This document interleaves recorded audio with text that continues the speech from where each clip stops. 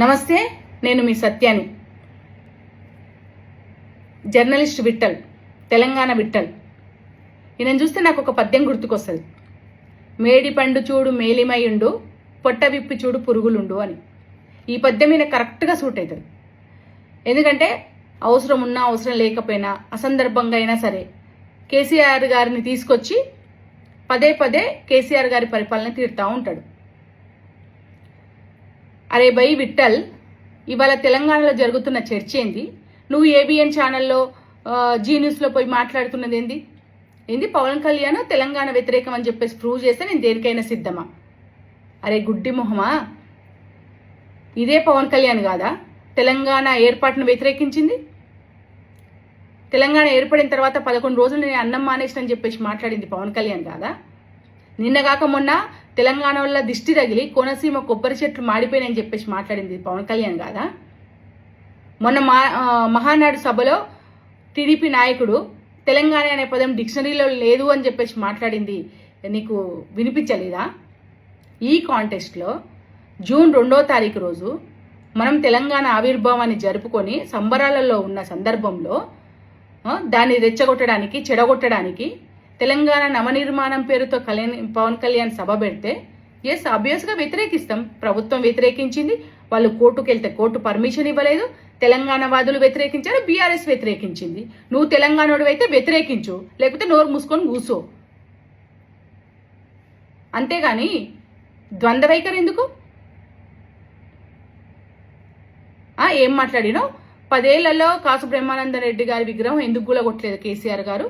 Park పేరు ఎందుకు మార్చలేదు? పో, నువ్వు పోయి గులగొట్టుకో. నువ్వేం చేసినావు? మార్చిపో పేరు పార్కుది. దానికోసం మనం తెలంగాణ తెచ్చుకున్నది. తెలంగాణ ఎందుకు తెచ్చుకున్నాం? నీళ్లు, నిధులు, నియామకాలు. 10 ఏళ్ల తెలంగాణలో కేసీఆర్ గారు దాని మీద కదా కాన్సన్ట్రేట్ చేసింది. ఎంత అభివృద్ధి చేసుకున్నాం 10 ఏళ్లలో, ఎన్ని పథకాలు చెప్పనివి ఎన్ని అమలు చేసుకున్నాం. రైతు బంధు, రైతు బీమా, రైతు రుణమాఫీ, కాళేశ్వరం, మిషన్ భగీరథ, మిషన్ కాకతీయ, పాలమూరు రంగారెడ్డి ఎత్తిపోతల పథకం, మెడికల్ కాలేజీలు, ఏరియా హాస్పిటల్స్, కేసీఆర్ కిట్టు, దళిత బంధు, బీసీ బంధు, తండాలను గ్రామ పంచాయతీలుగా చేసుకోవడం, బతుకమ్మ చీరలు, ఐటీ కంపెనీలు, ఫ్లైఓవర్లు, గ్రామానికి రోడ్లు, చెప్పనివి ఎన్నో చేసుకొని తెలంగాణని అగ్రభాగాన నిలబెట్టినాం.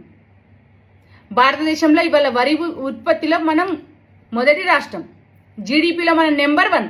ఇవి కనిపించట్లే నీ కళ్ళకి? తలకాయ పనిచేస్తుందా? ఎందుకు ద్వంద్వ వైఖరి? ద్వంద్వ మాటలు ఎందుకు మాట్లాడతావు? గతంలో నీనోరే కాదు, షర్మిలా పార్టీ వచ్చినప్పుడు షర్మిలా పార్టీ ఎట్లొస్తుంది తెలంగాణలో అని చెప్పేసి మాట్లాడి షర్మిలా పార్టీని వ్యతిరేకించింది. మరి అలా పవన్ కళ్యాణ్ ఎట్లా ఆహ్వానిస్తావు? బిడ్డ, నువ్వు ఇప్పటికే చాలా ఎక్కువ మాట్లాడినావు. కేసీఆర్ గారి గవర్నమెంట్ ఉన్నప్పుడు పదే ఇట్లనే మాట్లాడి రేవంత్ రెడ్డి రావడానికి నీతో పాటు ఇంకొంతమంది కారణం. మళ్ళీ రేవంత్ రెడ్డి గవర్నమెంట్ రాగానే ఏం మాట్లాడినావు? మిమ్మ దరిద్రుడు, ఈడొచ్చిండు, గతంలో కాక ఉన్నప్పుడే బాగుండే అని చెప్పేసి మాట్లాడినావు. ఈ రేవంత్ రెడ్డిని తెచ్చుకుంటేనే ఇంత దరిద్రంగా ఉంటే రేపు ఈ దుష్ట శక్తులు వస్తే ఏంది పరిస్థితి? కాబట్టి వ్యతిరేకించడం, తెలంగాణ అస్తిత్వాన్ని, తెలంగాణ అమరత్వాన్ని, తెలంగాణ ఏర్పాటును పదే కించపరుస్తూ మాట్లాడిన వాళ్ళని బరాబర్ వ్యతిరేకిస్తాం. ఏం మాట్లాడిండు పవన్ కళ్యాణ్? మీ అయ్య జాగీరా తెలంగాణ అని మాట్లాడిండు. నీ అయ్య జాగీర్ కాదా? నీది కాదా తెలంగాణ? తెలంగాణోడివి కాదా? కాకపోతే పో, ఈ గడ్డ మీద ఉండి ఈ గడ్డ బిడ్డనని చెప్పేసి జర్నలిస్ట్ ముసుగులో ఇష్టం వచ్చినట్టు మాట్లాడితే ఊరుకుంటామని చెప్పేసి అనుకుంటున్నావా? బిడ్డని ఈ చింతపండు అవుతుంది. ఎట్లుండే తెలంగాణ ఏర్పాటు కాకముందు పల్లెల్లో రక్తాలు వారినాయి, భూమిలా రక్తం వారింది. అట్లాంటి భూమిలో నీళ్లు వారిచ్చిండు కేసీఆర్ గారు. పల్లెలు మరణ వార్తలతోటి, చావు కేకలతోటి నిద్రలు లేస్తుండే, ఇలా కోడి కూటలతోటి నిద్రలు లేస్తుండే. కనిపించట్లే మార్పు నీకు? బుద్ధి లేనోడా, తెలివి లేనోడా? మెంటల్ హాస్పిటల్ నుంచి ఏమన్నా వచ్చినావా? కడుపుకు అన్నం తింటున్నావా, గడ్డి తింటున్నావా? ఇంకొకసారి పిచ్చి పిచ్చి మాటలు మాట్లాడితే వీపు సింతపండు అవుతుంది. నీవు నీ మేధావితనము నీ గుడ్డితనం.